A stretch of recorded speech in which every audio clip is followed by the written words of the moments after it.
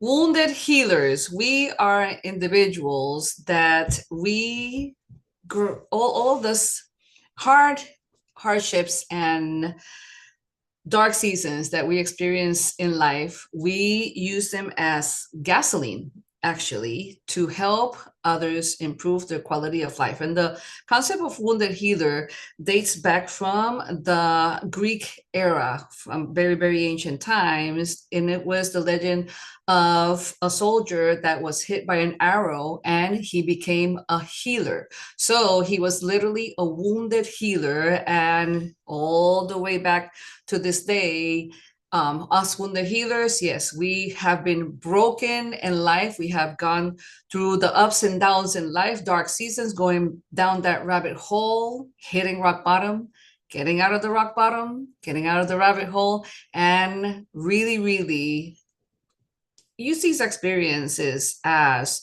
the biggest inspiration to help others in life. So that is what a wounded healer is. And how does that apply to your life and to your journey? It applies in every single way possible, I could say. I grew up with wonderful parents, and my parents, since I was a little girl, they I learned from them that helping others is a beautiful thing. That it's always good to help others no matter where they come from, no matter what is happening to them.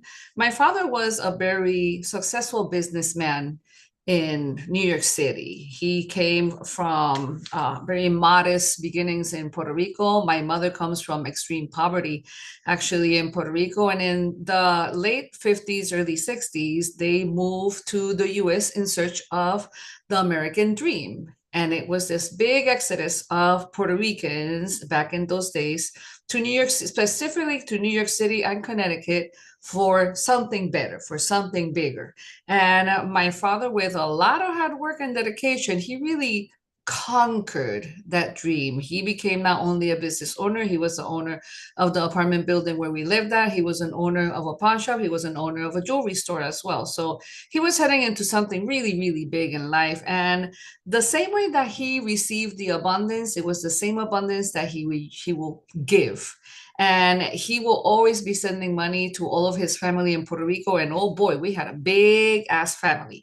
Definitely come from many brothers and sisters. From one side of the family, I had 26 cousins. So you can imagine the amount of people. Yes, a lot of people. And then my mother, coming from the extreme poverty where she didn't take her abundance for granted either. She was a very helpful human being and very giving, because the same way that she received help and support to get out of the extreme poverty that where she was at is the same support that she wanted to give. So definitely that is the rooting of helping others improve quality of life.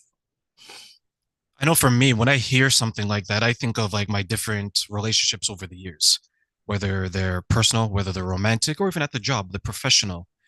And I think we suffer in so many different ways. And as you mentioned poverty and you mentioned these other, let's say, life lessons and life situations that we come in to. And then we understand that life isn't always the easiest and it's difficult in so many different ways. But then Mhm. when we triumph over it, we're like, wow, I can't believe I went through that. And then we're better prepared for the next challenge and the Absolutely. next one. Do you think maybe that is another way of looking at being a wounded healer, that you stand the test of time through the journeys that you've gone through in your different areas of life? Yeah, absolutely. And I think that very good rooting that my parents provided for us, me and my siblings, really helped us for what was coming ahead, which was very, very difficult. My father lost his life. Well, his life was taken when he was only 43 years old in his jewelry store, and life was never the same again. It was, I mean, one day we were in abundance, love, stability, everything was wonderful, and the next day everything was dark, it was horrible, it was uh pain and suffering, it was confusing, I feel isolated. So still trying to help as an 8-year-old girl that I was still trying to help my mother feel a little better. And it was the helper in me that was doing those kind of things. Who knows, maybe to forget a little bit about my own pain and suffering, or maybe to, I don't know, make her smile because she was always smiling and the smile just wiped out from her face for a very long time to come. And it was a very, very difficult, horrible time for me and my siblings. My father was killed, and after that, my mother was never the same again. She fell into a very deep depression and she never recovered from it. My mom had chronic untreated mental illness for the rest of her entire life, so to speak. She got the help that she deserved and needed when she was 79 years old. So I lived my entire childhood, the rest of my childhood, and I mean, and my whole adult life around my mother. That the poor thing, she did the best that she could with the little that she had, but still was very traumatic for us. It was very confusing. It was very isolating. My mother, her ups were up and the downs were horrible. So it was a very unstable environment, starting immediately after the passing of my father. Everything from being stable, rooted, with a great foundation, and a lot of consistencies and everything is like, wow, this is so good. It became a mess, a royal mess from the moment of his departure. So navigating through that as a little girl was not, needless to say, it was horrible, and I didn't know which direction my very young life was going at that point. How do you think something like that impacted you later on in life as you reflect on how difficult that upbringing was? Oh, definitely. It impacted me for the rest of my life, actually. I was researching not long ago about these very impactful moments from and what causes childhood trauma. And trauma is bad moments that have not been healed, that have not been dealt with in the proper way. And I was reading that two-thirds of all children from all over the world will suffer an impactful event by the time they reach 16 years old, whether it is the tragic passing of a loved one, being bullied by family members and or at school, or sexual assault. And I went through all three of these by the time I was 9 years old, living in a world of silence, because as an 8-year-old that I lost my father, I always heard from my family, shh, you don't talk about the dead. You cannot talk about the dead because it's too difficult, it's too painful, when it should have been like the whole opposite. But you know what? Whatever the level of ignorance was at that time, definitely.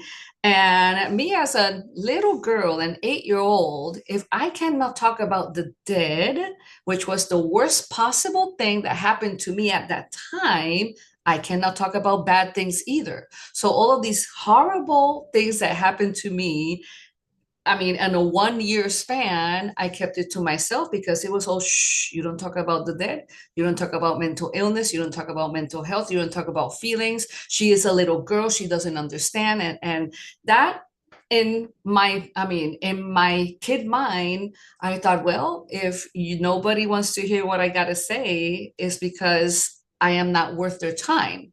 So that's when I went straight down the rabbit hole of low self-esteem, low self-worth, and self-destructive patterns. And that followed me for most of my life, all the way to, I don't know, I could say almost my 40s. So that childhood trauma that went untreated for all of that time, it took me to many ugly, dark places that I threw myself in.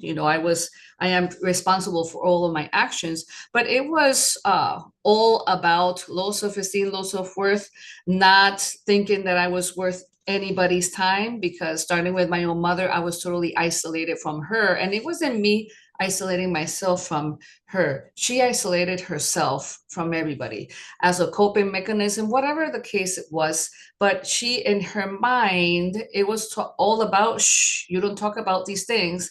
And pretend that everything is good, and it was never good. It was not good. It was, I mean, my mother was a very violent person. When she had her bouts of going through the down wasn't that she was crying or sad. The down was violent. So I grew up around that kind of violence. My father died violently. My mother went into violence herself. So of course the generational repetitive vicious circle of violence, it was something that was making me company for a very, very long time. I had relationships with, especially the relationship that I had with the father of my kids was a very violent one. And it was infested with verbal, emotional, physical abuse. He was a drug addict. I had problems with drugs and alcohol myself. So you can see here the pattern of self-destructiveness where I was going through. And it was that, until I became a mother, that I said, okay, something has to change, because I ain't gonna end up, these kids are gonna end up without parents, because the path that my ex was following ended his life. He died at 48 years old. And I said to myself, I have to be the voice of reason for these kids. I have to stay, and I have to do something that is bigger than myself, a mission that is bigger than myself, and is be compliant, and find a way out of this. And with hard work, dedications, blood, sweat, and tears, it can be definitely achieved. I think some people really downplay the impact of a poor childhood. And when I say a poor childhood, I don't mean that, well, mommy, I wanted that toy and you said no. I mean, like the violence, the neglect, the Mhm. emotional unavailability. I think a lot of people don't realize how it impacts you, because when you look at the adverse childhood experience, you see how many people who have had difficult childhoods live a life of being promiscuous, lead a life of joining gangs. Right, They don't have the certain level of respect for authority. And one of the worst things that I think that comes out of that is that they don't have the respect that they should have for themselves, right. right? And they abuse Mhm. their bodies in ways that maybe they shouldn't Mhm. be abusing their bodies. So you have people that they get into these types of relationships where if there's abuse in their childhood, there's abuse in their relationship, because their baseline, their normal is that I Yeah, grew up in this. This is what I know. Let me go seek it, whether it's conscious or subconscious.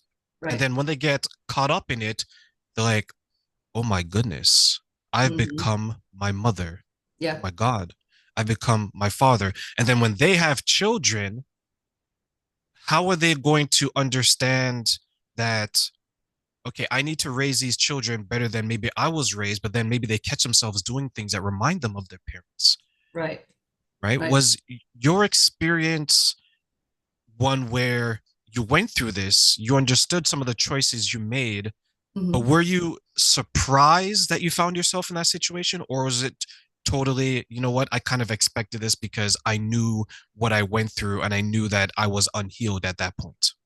Well, this is the thing. When we are beings of habit, and we either go around a habit that has been instilled in us or within us for a very long time. And I was in a comfort zone, and comfort zones are not comfortable at all, especially when it comes to living around violence, around neglect, around people being emotionally absent, just like you said.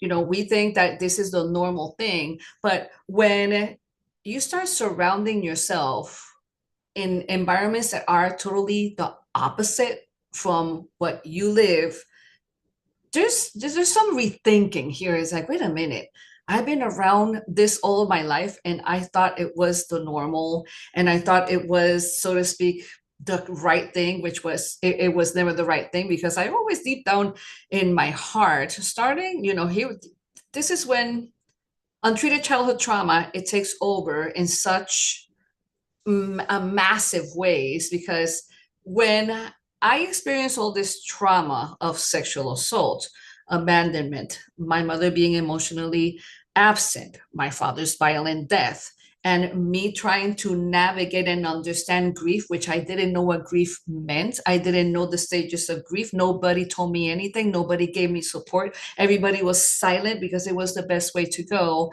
I I stayed in that rabbit hole for a very long time. And thank goodness that I found a way to surround myself with nice people. That's the irony of things. Something that I really yearned for and was really looking forward to have through the eyes of others. I was in, and just like you said, I was jumping from person to person to person to person. I was very promiscuous. I was partying a lot. And all came down to one thing. I was numbing myself and numbing myself and numbing the pain over and over and over. And yes, I was what you can call the functional junkie because I went to school, I became a professional, I had my own apartment. I was like in that aspect, I had a facade of my life is good, I have it all figured out. But when that facade, when that little glass wall will calm down, it was a whole different ball game. It was this little girl curling up in a fetal position, being lost and scared. And that was my story. And when we are definitely beings of habit, and it takes 21 to 67 days to build a new habit or let go of one. And in many cases, it takes much longer than that if the habit is rooted in the way it was rooted on me, the habit of violence, neglect, absence, all of these things. And to get out of that vicious circle, it took hard work, dedication, saying to myself deep down inside, I think I deserve more. And when I became a mother, that I saw those two little kids, that they have so much potential, they can do so much better with their lives. I said to myself, am I gonna keep on being my mother?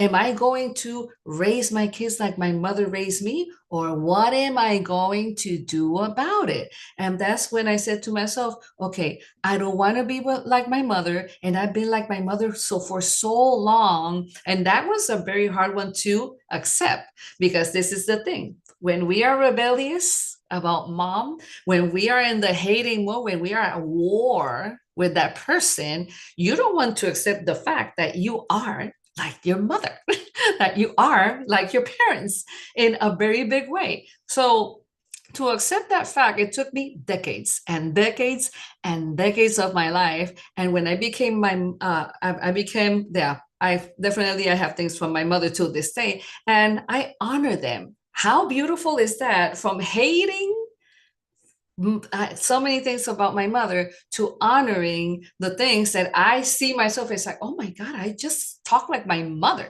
And to go from that one point in life to another, it takes a lot of work and dedication to accepting that the wounds are not your fault, but the healing is our responsibility. We cannot keep on putting all of the fault on my mother, all of the fault on my father. Why did you leave me with her? That was my eternal question for years and years and years, a redundant question that I will never find an answer to a question that don't be asking a question that you will never hear an answer from. Asking a poor man that is dead, why do you leave me here with her? So that was one that definitely to let go of that, it was liberating. It was healing. It was amazing. I stopped trying to doing things on my own because remember something.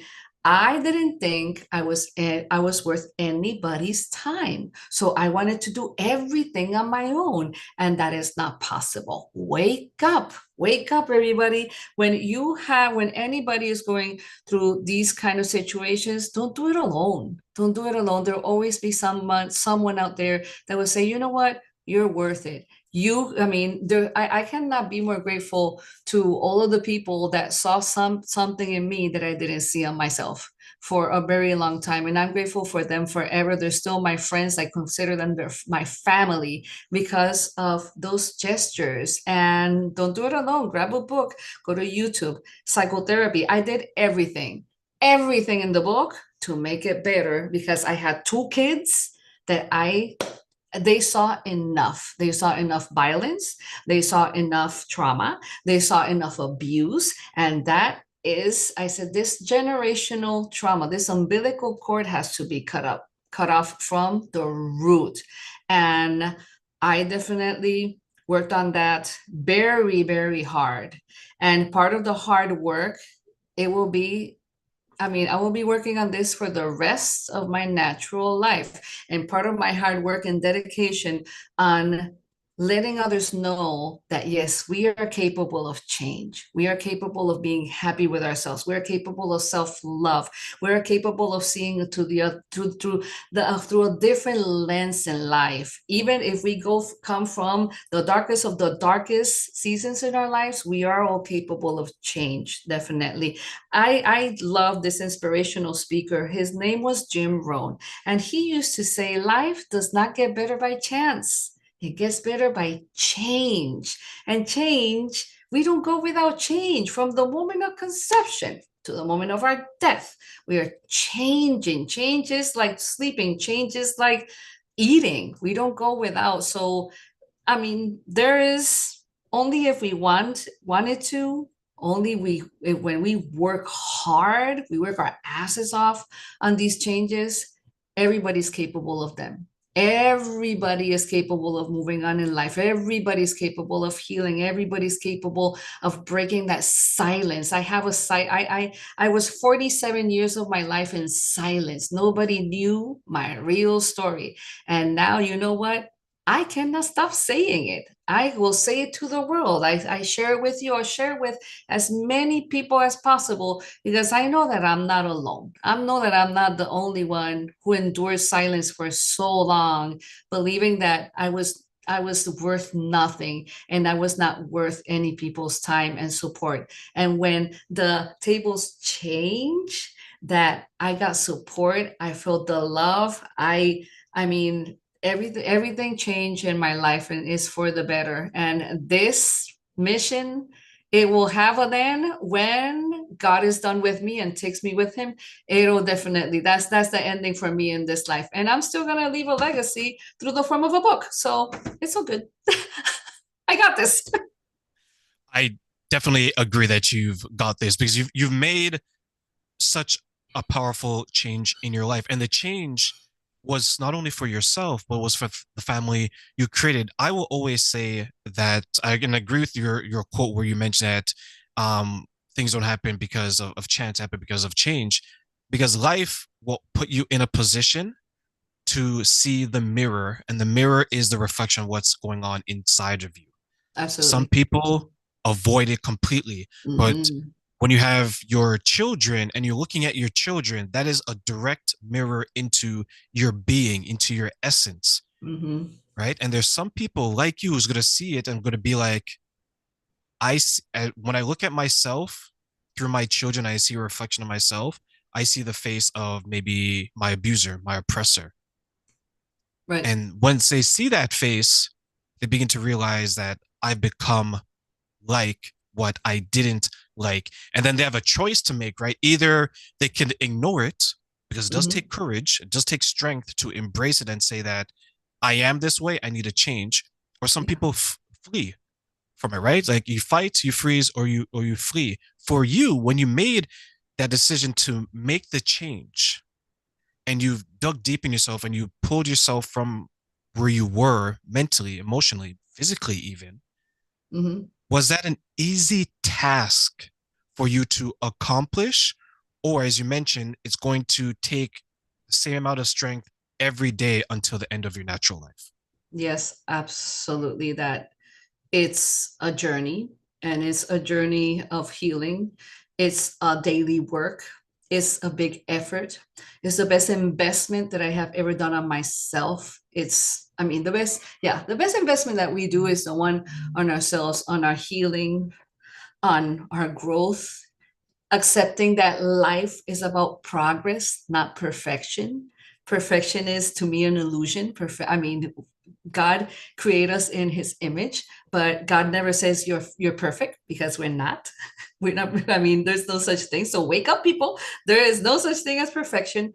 And like just like you said, with when I was in this era, which was very, very long, many decades of my life, I was freezing, I froze, okay. I fled, I ran away over and over and over. The only moment that I will look at myself, it was in the facade, of course. Oh, how well dressed I am. I'm a professional dancer, so I will only look at the mirror, looking at that dancer. I will never go and take a very long look at the mirror and say, hey, what the hell are you doing with your life? When I did that, it took a lot of long work before I even faced that mirror in that way, in an emotional way, looking at that person and really starting to appreciate what you see in front of you, having a conversation with the mirror. And a lot of people are saying, "Oh, that's crazy." No, that is not crazy. That is powerful. That is scary. It's terrifying to go in front of the mirror and say, Blanca, I forgive you for messing it up. Blanca, I forgive you for not respecting your body. Blanca, I forgive you for betraying people. Blanca, I forgive you for abusing yourself. Blanca, I forgive you for betraying people. Blanca, I forgive you for not respecting your body. Blanca, I forgive you for not being the best daughter, for not being the best mother, for not being the best human. Blanca, I forgive you. And you know what, Blanca? You got this. You can make it work now.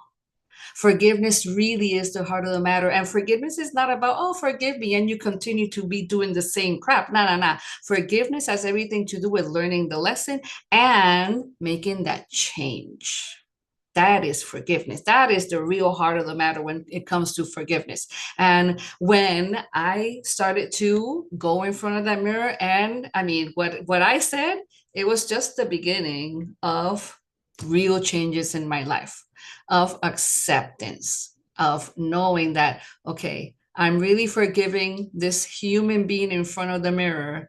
And it's time to go and make amends with others. Go and accept the mistakes, the mess ups, the betrayals, the wrongdoing with others. And my children, oh yeah, they definitely were in the most, they were at the top of the list of please forgive me, because I was dealing with demons that I didn't understand. And to this day, I have, when these conversations come, they are adults now, and when these conversations comes is and they tell me, Mom, you remember this and that? Well, that really was messed up. And I say, yeah, it was really messed up, and I apologize for that. That is growth, definitely.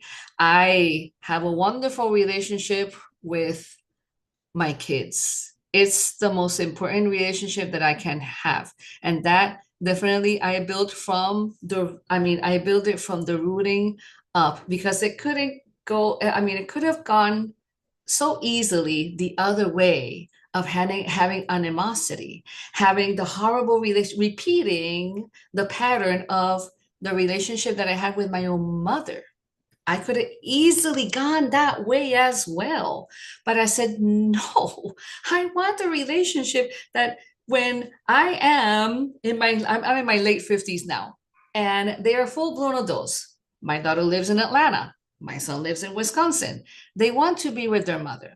I want to be with my kids. I'm invited to their apartment. I am invited to concerts. I am invited to dance music. It's like, okay, this means a lot, because I never experienced these things with my mother.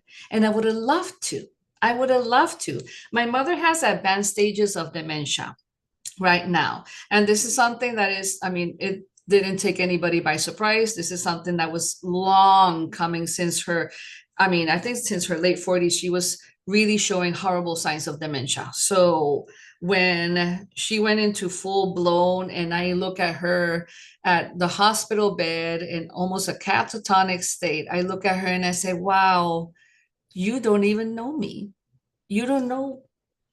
I mean, I love you, and you love me in the best of her ability. And I love my mother because I forgave my mother and my mother forgave me. It's very important for self-love. It's very important for change that the ones that you feel that hurt you the most, those are the ones to forgive. Because if I am seeking forgiveness for me hurting people, how am I not going to forgive the ones that hurt me? That to me doesn't make any sense, definitely. So it has to be like a win-win situation. It's gotta go both ways here when it comes to forgiveness. And with my mother, I go to Puerto Rico consistently to take care of her, to help my sister. And I look at her and it's like, it's too late. It's too damn late to keep on building a relationship. And nah, that is not going to be me. And the first thing is that's not going to happen is that I'm going to be with no chronic mental illness because I take very good care of my mental health. So that is the first thing. And the first thing is the relationship with my kids that I have. They're amazing, and we have a badass relationship, these two and me. And my favorite part is that they're adults. They have no obligation to be with me. They have no obligation to communicate with me, not whatsoever. They live their independent lives. They pay their way. They're smart. They're responsible. They're good people with good souls. And I'm like, damn, is that an achievement as a parent? Yes, it is. And in the midst of the tragedy, the loss, the abuse, the neglect, the assault, and everything in between, still I'm here. Still great relationships. I have a wonderful husband now that before in my life, I never thought I was worthy of it. I didn't think I was worthy of a man like him, but here we are, 12 years married, solid ass relationship, and our love grows more and more and more each day. So I'm a very blessed woman, but I work my ass off for this. That's for sure. That's for sure. And I'm very happy about it. I'm glad you added that last part because I think it's so important for people who have been through a difficult situation to understand that there is happiness at the end of it. And I'll Mhm. share a story. I was speaking to someone maybe a couple months ago, and she had difficult relationships, like boyfriend after boyfriend, and she had very long-term relationships because she was in it probably about five. I think one was 5 years, one was 10 years, but they were very difficult. And she'll admit that she stayed in it much longer than she should have, which a lot of Mm. us do, Yep.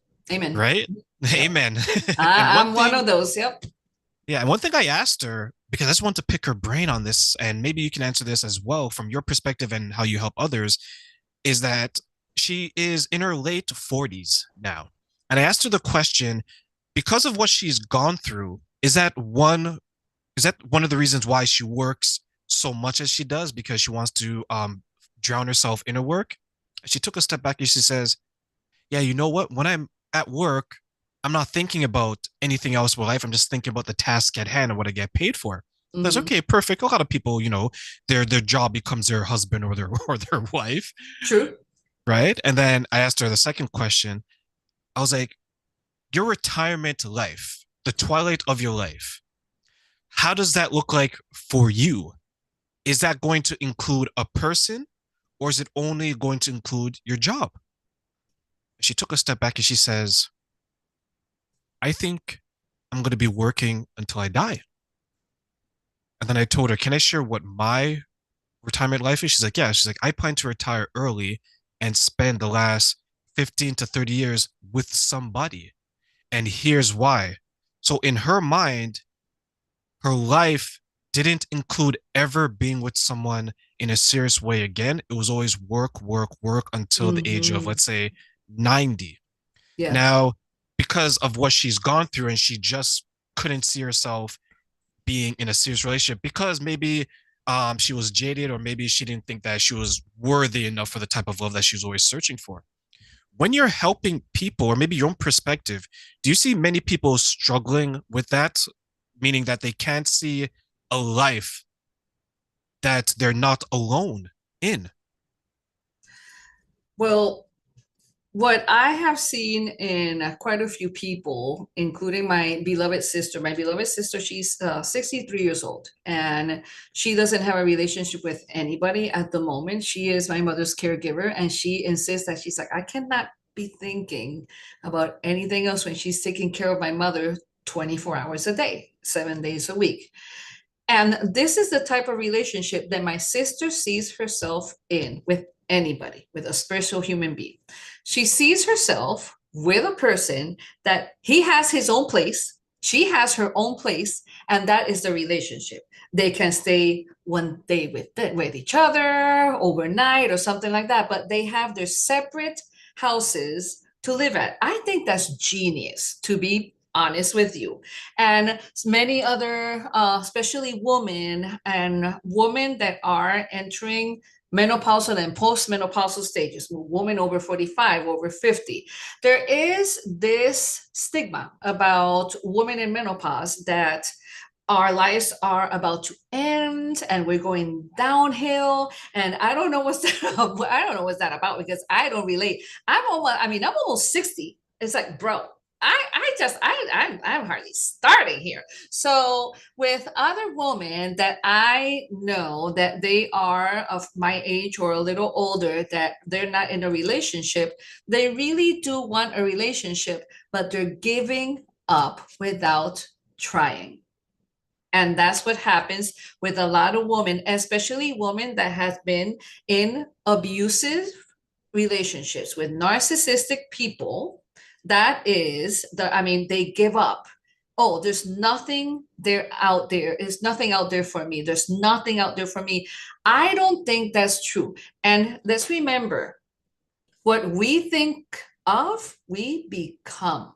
If you're thinking that you're good, that you will never find anybody, you will never find anybody. Okay, because you're inviting this into your life over and over and over. I can tell you this based on my own experience. Okay, I was in an abuse in a highly abusive relationship. I didn't walk away. I ran away from this person. Okay, I took my two kids. I had $89 in my bank account in a crappy ass car. And I said, no more, not one more day under the same roof with this person. I'd rather go sleep in a parking lot at Walmart than be with this person again. In the middle of that breakup, which was absolutely horrible, he was threatening me with, I don't know, with killing me and all of this stuff. Okay, when the threats didn't work out, then he was gonna get, to another level. And for my defense, and this is when there's angels in this earth. Okay, my friend's husband was the chief of police of the town where I live. And he said, you know what? As long as I'm around, he is not going to touch you. And that's exactly what happened. But I seek support. Don't do it alone. Here we go again with the don't do it alone, and people will come in to your aid and will come help you.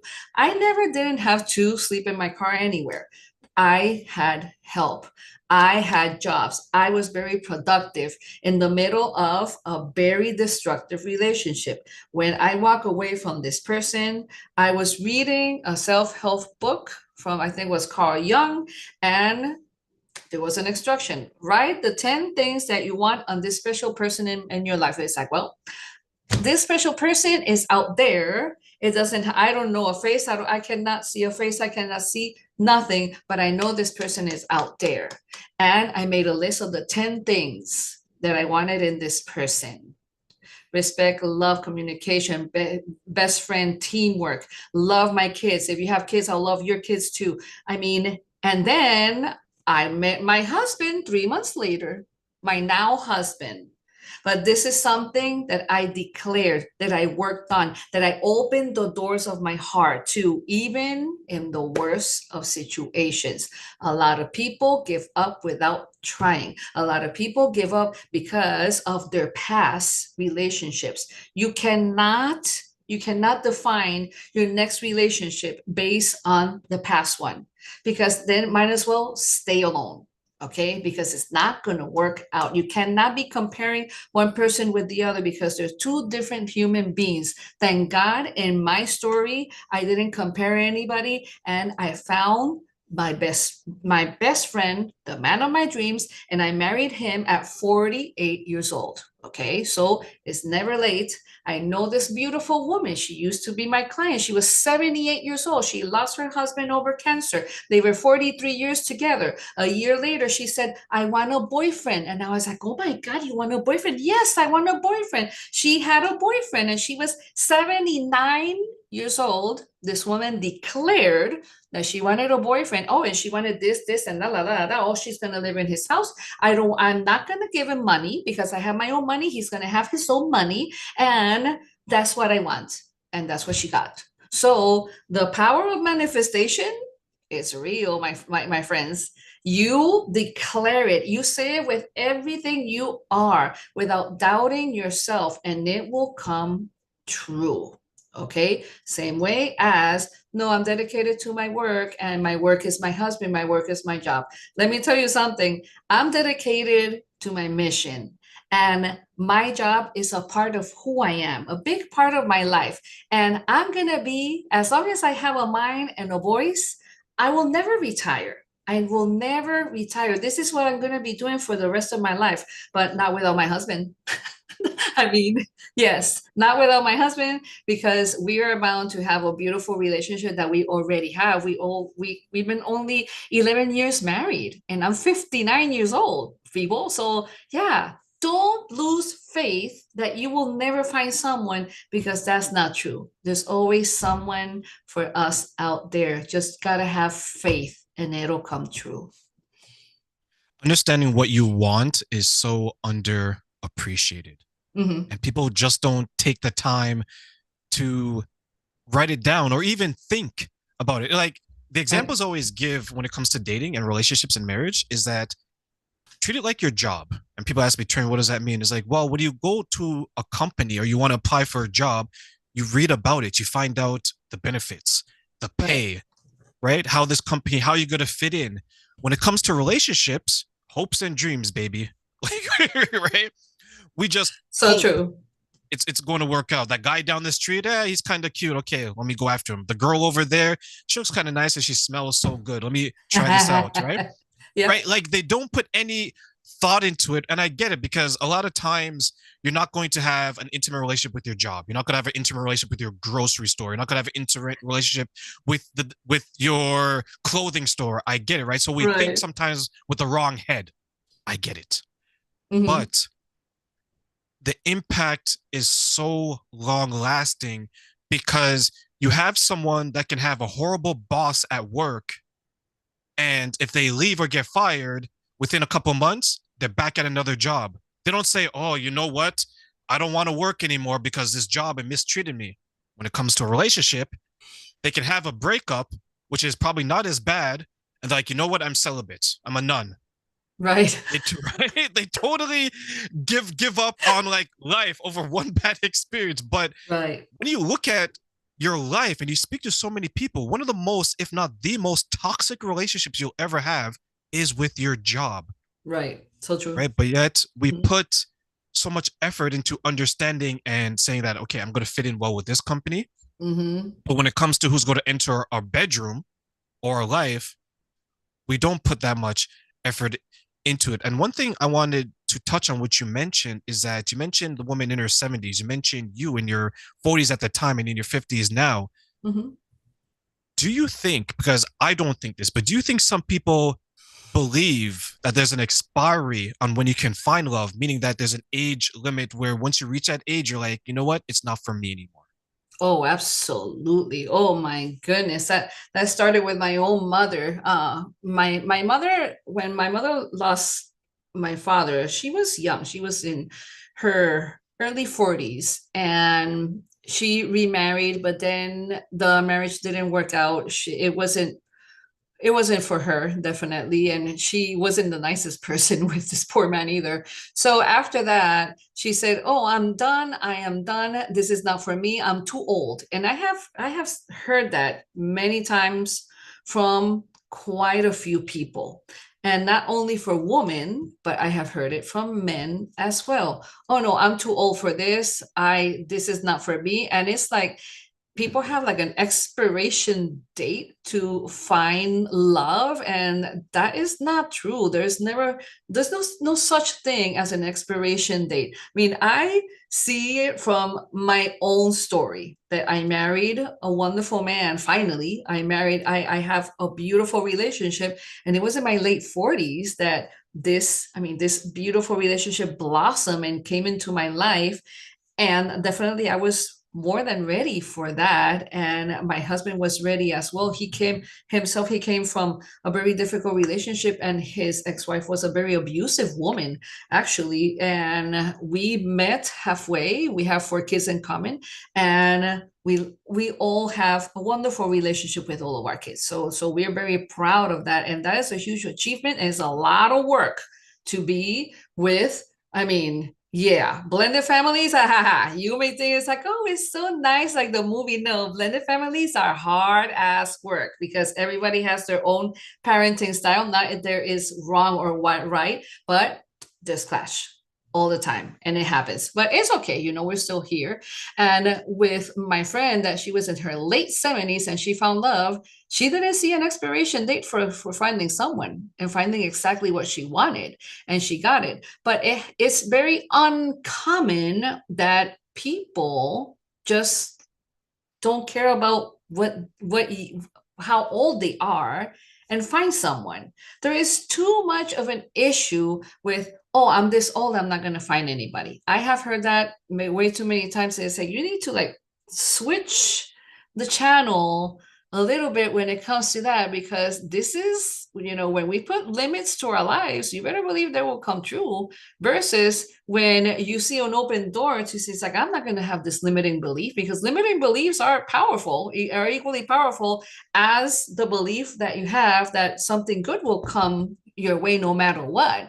So please stop with the limiting belief of, oh, oh no, my chance to love someone expired already. That's not possible. Yes, it is possible, only if you set your mind to it. And just like you were saying, that people dedicate so much time, effort, all of their emotions put into a job that they have a toxic relationship with, rather than working on themselves harder than they do on their jobs. Very, very important. And here I go again with this speaker, Jim Rohn, that he will say, work harder on yourself than you do on your job.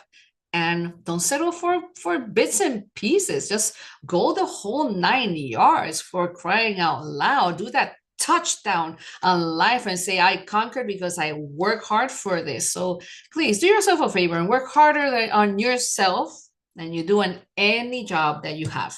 Jobs do change. That's for sure. The they can't see the long-term reward when it Right. comes to it, right? Like the job is very quick. I work Mm-hmm. my 40 hours, I get paid, Yeah.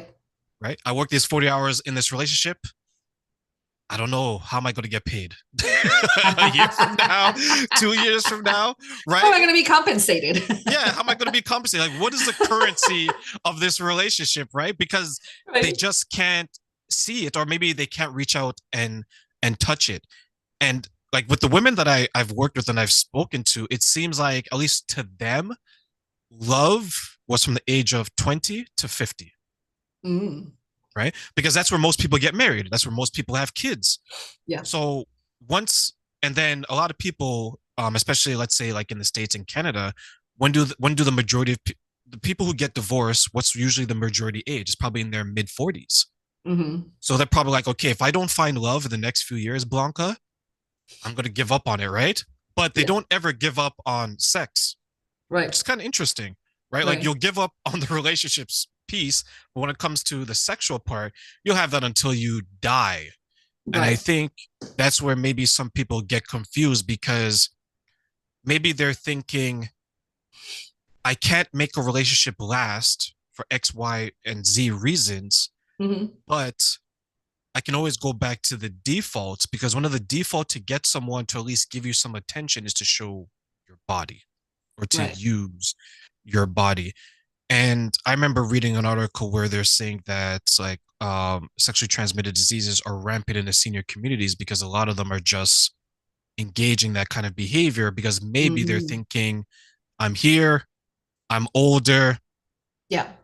you know what, I have a couple of years to go and maybe I'm just going to participate. But I think one of the dangers is that, and you touched on this, is that if you're going to be walking through life with this limiting belief or these self-fulfilling prophecies, you will find a way to make it true, Hmm.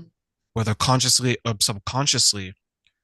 Why do you think then, Blanca, so many people are entering their life thinking, this is what I was told, I'm going to accept it, and if I can't make it work between this window, then I'm going to give up and accept whatever comes my way, even if it's unhealthy or toxic. Hmm. Yeah, this is about breaking the mold. And when we hear that the mold is this, culturally speaking, okay, many cultures, especially with women, you got till a certain age to do this, certain age to do that, and a certain age to do many things. I come from the Latino culture. I'm Puerto Rican, and us women, especially us women, this is the way that we are tried to be raised. Okay, this is the way that I was tried to be raised. My mother really didn't conquer, but the way that I was raised was, if you're a good woman, you're going to get married, have kids, and you put yourself, everybody comes first if you're a good woman. Okay, a good woman, a woman of good, a good a woman of conviction, a woman that everybody will admire. Wow, you first and foremost,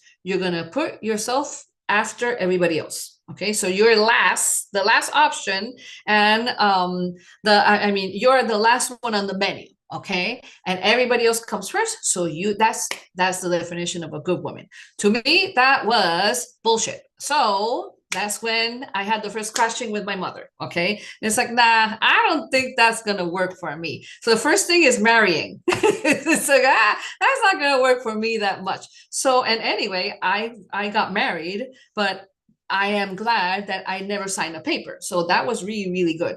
But when it comes to, this expiration dates that our cultures put on us, that we have a certain age when you get married, a certain age when you have children, a certain age when you retire, a certain job that you must hold on to even if you hate your job, a certain time when you go to school to learn, a certain time when you, let me see, when you have until a certain time to have a good person in your life. Even if you got divorced or widowed in your 50s, it means, no, you're in menopause, you cannot do that, you're in menopause, you're too late. And it's very interesting that you say that, about this research, that a lot of people in their senior years are getting sexually transmitted diseases, because they say, this is the mentality: I got nothing to lose, I cannot get pregnant. This is the thing, you cannot get pregnant. Okay, but it doesn't mean that you're protecting yourself from everything else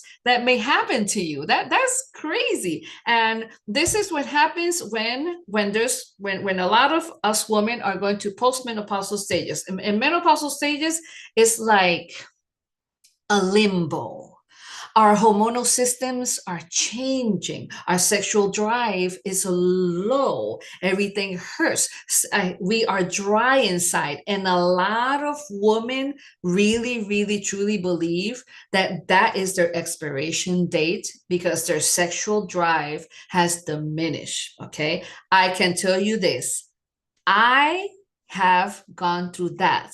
I am going through those stages right now. I have a husband. There's always a way to work things out. When there's a will, there's a way. Research what is going inside of your body. How can you not want to know what is going inside of your body, especially for us women in our menopausal stages? When I was going through perimenopause, that it starts by in our mid 40s, by the way. So woman, check yourselves out. In our mid 40s, we start the stages. Okay, it's a long stage of perimenopausal. Okay, and then when we start our menstruation in our 50s, that is when menopause officially starts. It takes from 5 to 6 to 8 years, whatever the case may be. I'm going to be 60 next year, so I'm going into 8 years of menopause, and I'm entering my postmenopausal stages because I know that my drive is coming back. I am more comfortable with having my sexuality. But when I was through those years that my sexuality was really, really challenged, I was down, I was sad, I was going through a hard time. And thankfully, I can have an open conversation with my partner about this. Woman, if you are with a partner and you're going through these things, don't do it alone. Don't assume. Talk to your husband. This is why there's so many divorces at when people are in their 50s because of lack of communication. And this is why there's a lot of betrayal because of lack of communication. If you communicate with your partner will understand. And there are ways to make things work. I promise you that, people, okay? This comes from experience, all right? But the more informed you are, the better it is to understand. And this is why so many people, they put their expiration dates on certain times in their lives because it's the norm. It's the norm, it's the rule, it's what you have been hearing for X amount of years of your life. So please do your own research, make your own decisions, and make that change. And this is what about what works for you, not anybody else, and not what the culture says. Okay. All right. Cool. I'm truly amazed how many people still do things exactly the same way that they did it in their 20s, in their 40s, and in their 40s, in their 60s. There's like this lack of adapting Right. because we're not listening to our bodies. And to your point, your life in your 20s is going to be different than your 40s, not because there's this big tragic or significant event. It's just your body's changing Mm-hmm. and you need to understand what that takes. And I will 100% agree that I think a lot of women who are entering the menopausal stages, there may be some confusion, there may be some Mm-hmm. misunderstanding, and maybe there's some hesitation to reach out because you may have a peer group and you're saying that, well, Susie is 1 year older than me and her life looks like it didn't skip a beat, Right. but I'm really struggling. Do you see women comparing their journeys at that stage as well in their life? Oh, always, always. Oh my goodness. If there's some things that I have, I mean, I'm a speaker. I do a lot of speaking to group of women, especially. And I was speaking to this group of 20 somewhere women about perimenopause and menopausal stages. And when I asked the question to women only, okay, no threats, nobody else was there, when I asked these women, how do you feel in your menopausal stages? Do you feel comfortable with the conversation? How old are you? What is your age group? Who is from the 45 to 50? And those hands, it was like this. It's like they were forcing the hand up just by that alone. I was like, oh my goodness. And this is the level of comparison that so many people, I mean, so many women, because us women, we can be our own worst enemies when it comes to the way we look, the way we feel as we enter as a certain age. It's like, come on, you don't want to be feeling 20 and pretending to be 20 when you're 50. Wake up, bro. You are entering a new stage in your life. And honestly, if you want to be 30 for the rest of your life, that is like the first thing that is happening is that you're in denial. Okay. Denial is happening there. There's a very hard life to live, pretending that you're 30 when you're 60. Okay. So please don't do that. Don't do that to yourself. It's like I mean, I think in my experience, the more accepting and the more we embrace our age, the more beautiful we will be, the more ease we will have in this life. When I am asked, how old are you? It's like, well, I'm going to be 60 next year. And I like it. I am rocking it. And I love my age, because if I don't love my age, that means that you're ready to go. It's like, I got so many things to do for the rest of my life, definitely. But when it comes to women and comparing to each other, especially when it comes to menopause, when it comes to perimenopausal stages, I've been doing massage therapy for a very, very long time, and I work in a lot of women on menopausal stages to help them with what they are going through. And a lot of people say, oh, because I have this friend and she is like 55, and oh my God. And my friend says that she is like going at it with her husband all the time, all the time, all the time. And it's like, well, her process is different from yours. All menopausal stages is different. It's an individual thing. And the more you focus on being miserable, the more miserable you be. The more you focus on embracing these changes that you're going through, the better off you will be. And the better you will feel. The more measures you take to navigate through these changes, the better off you will be. These are hormonal changes. This is anatomical changes that is going on inside of us. Okay, so the estrogen is diminishing, and when there's no estrogen in the body, it means dryness. So it's going to go directly to your skin, because the skin is the largest organ of our bodies. So what are you going to do about it? Are you going to sit there and feel sorry about yourself, or are you going to research on which supplements there are there to help you stay humid inside? Because when there's a will, there is a way. I honestly, I have gone to a doctor in my menopausal stages to the minimum. And why is that? Because I not only take the best supplements available for my insights, but I exercise every day. I am a Zumba teacher. I am physically active. I meditate. I pray. I sleep well. It's many little things that is part of a big whole. And this big whole means that you are going to improve your quality of life to the best of your ability. And yes, life gets lifing. Okay. There's good days, there's bad days, and there's regular days. But this happens in your teens, in your 20s, in your 30s, and in your 50s, and all the way to the end of your life. So don't see menopause as, here we go again, you're the sentence, and don't compare yourself to others experiences, because they have nothing to do with what your experience is. Okay, my mother's menopause was horrific because she didn't take care of myself.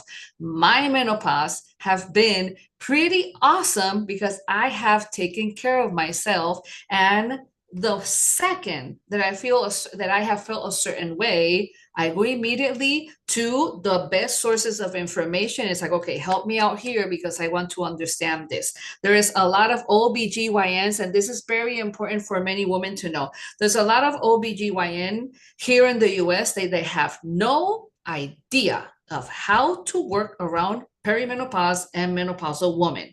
There is this website, very important. It's called NAMS, the National Association for the North American Menopausal Society. Okay.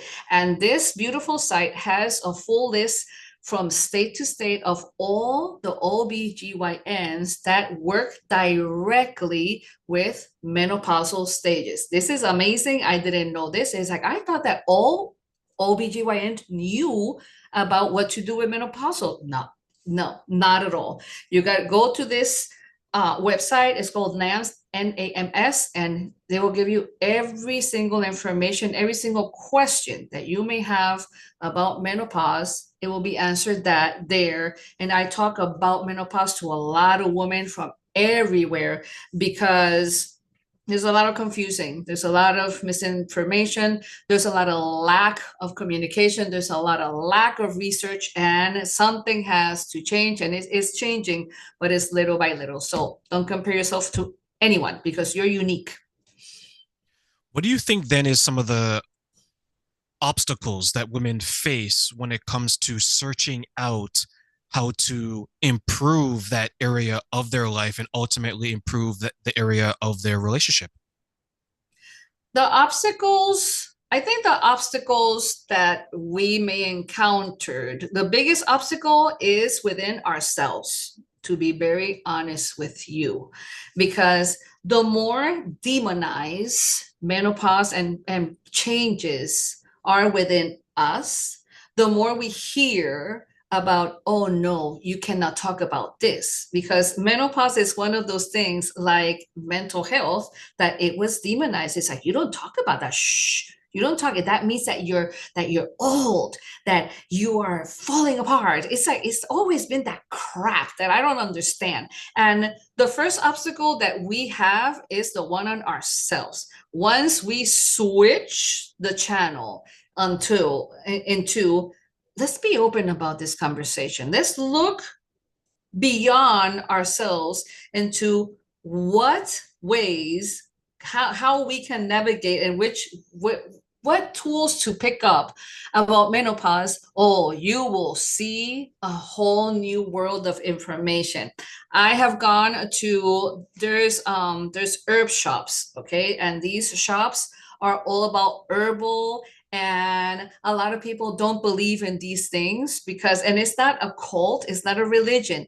Herbs have been around in this planet since the beginning of time. And there's many herbs that God put, the universe put these herbs in this world for a reason and for a purpose. And it can be highly, highly effective in our lives. And yes, if you need to go to a doctor, please go to a doctor. But make sure that this doctor is specialized in what your needs are. Be specific on what you are looking for. And in this era of the internet, that you don't have to be asking anybody, you just Google and be very specific on what you want to the T. Say everything. Keep on typing. Keep on typing, bro. Everything. I am forgetful. I don't know where my bra is. I cannot find my shoes. What is wrong with me? I don't know where things are. I am not sleeping well. I am sweating too much. Well, those are hot flashes. What foods to eat to avoid hot flashes, to take those hot flashes down? Well, calming foods, cooling foods, okay? Cucumbers, vegetables, salads, what kind of acids to let go of. You are eating spicy food, oh, you better believe that those hot flashes are gonna go like you're in Mexico. Okay, so you're gonna be like a hot tamale. So come on, do your own research, and you will find all the answers that you need at the tip of your fingers. Be specific, don't be shy, don't be scared, because the more scared you are, the worse it will be. Don't make it so hard on yourself, okay? Because it can be hard. Life is life, and remember, ladies, please take it easy on yourself. Understand that this is a natural process of our lives. As long as you are a woman and you have a vagina, you are going to have menopause. Okay. So wake up, please. Yep. That reminds me of a story when I was talking to a woman. She was older. Well, I shouldn't say older because I'm not even. I look back now, honestly, Blanca, and I'm like, all these stories that I've come across, and they're like older people. Once you get to that age, you're like, yeah, I wasn't really that old, right? So true. It's so true, right? So she's in her early 40s at the time, and she noticed that someone was looking at her. I guess they're maybe checking her out, right? And she's like, Terrain. She's like, I think that person's checking me out, and guys, right? We're so oblivious. We're like, where, Yeah, where? yeah. Where? What's happening? Yeah, what's happening? And then she's like, oh, over there, right? And because I'm a guy and I don't want to like blow his cover, I'm like, yeah, you know what? It's fine. She's like, but I'm old. I'm like, what do you mean old? I'm like, are you dead? Are you the crypt keeper? Are you a corpse? She's like, well, why would someone look at me? She's like, I'm old.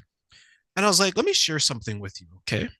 I told her, did you know that on the pornography sites, when it comes to the results for 2024, do you know in the top 10 viewed videos, did you know that they're cougars, older women, mature women, and MILFs? She's Oh like, my really? God. She's like, yeah. I was like, that is one of the most searched videos in the world, right? So I was Wow. like, so if you think you're old at 42, I'm like, you don't know what old is. Now, if you told me you're Right. 90, maybe I can understand, right? Yeah, yeah, yeah. But I was That's like, vintage, but yeah. Oh my as vintage. I was like, but like we mentioned earlier, you need to go in some of the senior Whoa. homes. They will Yep. show you a few things. And then I asked her, I was like, where is this coming from? Right? That you think that you're old and no one should be looking at you. She's like, I just feel that way that, once I reach a certain age, that no one will look at me. So I was like, okay, let's reverse that. So let's say you're in a marriage and you reach that age. Is the expectation that your husband's not going to look at you anymore? She's like, Exactly. well, he's not going to look at me the same way. I was like, yeah, he's going to look at you even more because what has gone from initial attraction is now you have a long number of years Right. being attracted to that person spiritually, Hmm. physically, emotionally, Right. right? So that's where I was trying to get her to understand. But you can see in her eyes, she was understanding, but then there's something like a programming. Like, when you're trying to reprogram something, it's trying to Right. like take it over. It's like, nope. It's like she's trying to fight it. Do you think, and you touched on this, do you think that maybe that's where the origin is that from maybe a young age, women, and maybe a number of men as well, have been programmed to think this way. And then when they get new information, it's like a struggle of the new softwares trying to take over the old software, but Hmm. the old software is so resilient in Oh it. yeah. Yeah, the old software definitely want to stay there and do the rain all the time for your whole life. And adapting to change, it takes effort. You gotta fight the fight in order to experience those change. And this is when getting out of the comfort zone. Here we go again with getting out of the comfort zone, building that new habit that, oh, just because you were instructed or indoctrinized into you have a certain age, you are a certain age, and this is what you do at this certain age, and fighting that back and saying, no, there's no certain age for learning something new in life. There's no certain age for building something beautiful for yourself. There's no certain age to, let's say, have a new relationship. Like this lovely lady that I know, she was 79 years old when she got a boyfriend. Imagine that. And she made that decision to make that change. And change is beautiful. Change is hard, but change is unavoidable. Change can be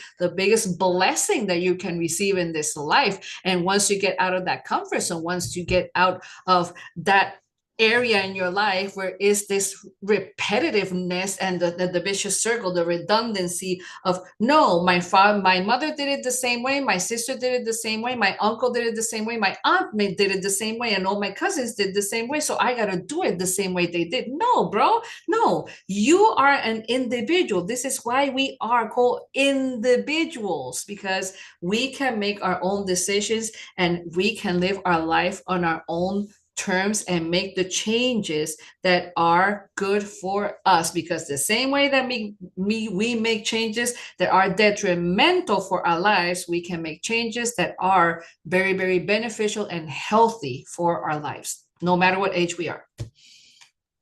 So, Blanca, as we close, what's next for you and how are you going to continue to help those in need?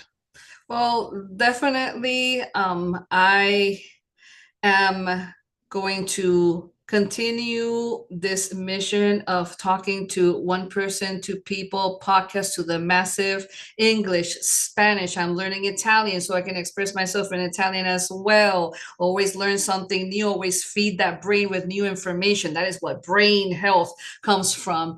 And I am going to keep on learning so I can keep on communicating, so I can keep on sharing the information, because there's always something new to learn, even if it comes from ancient history. There's always something new to learn. There's always progress that we can do in this life. There's something very simple, but it's so healthy for us, and it's exercising gratitude for the simplest things that we have in life.